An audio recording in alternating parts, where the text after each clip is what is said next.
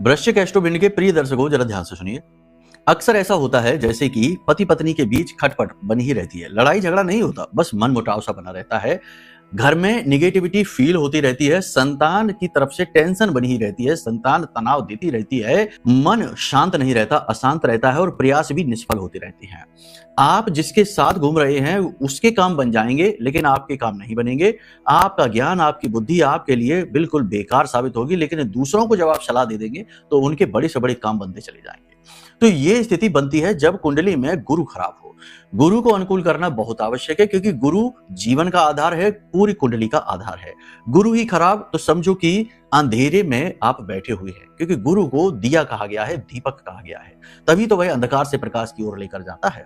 तो गुरु को अनुकूल करना बेहद आवश्यक है और गुरु को अनुकूल कई चरणों में किया जाता है। इसके विशेष उपाय होते हैं। पहला चरण तो यही है कि आप कुंडली दिखाइए ताकि पता चले कि गुरु किस प्रकार से खराब है। गुरु केतु के साथ है, गुरु राहु के साथ है, नीच है, अस्त है, बकरी है, जैसे इस समय पर बकरी है और अतिचारी है, गोचर कर रही है तृतीय राशि में। तो किस प्रकार की स्थिति है जन्म पत्री में गुरु की, उसे देखें, उसके बाद वैसे ही समाधान दें आपको, तो आपके काम बनने शुरू हो जाएंगे। पहली चीज तो ये हो गई।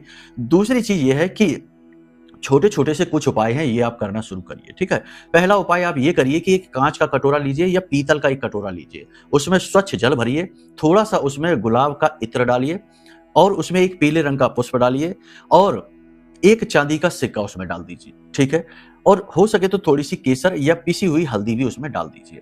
अब इस कटोरे को आपको रखना है अपने घर की नॉर्थ ईस्ट में, यानी कि पूर्व दिशा और उत्तर दिशा के ठीक बीचों बीच में, जैसे ईशान कोण कहते हैं।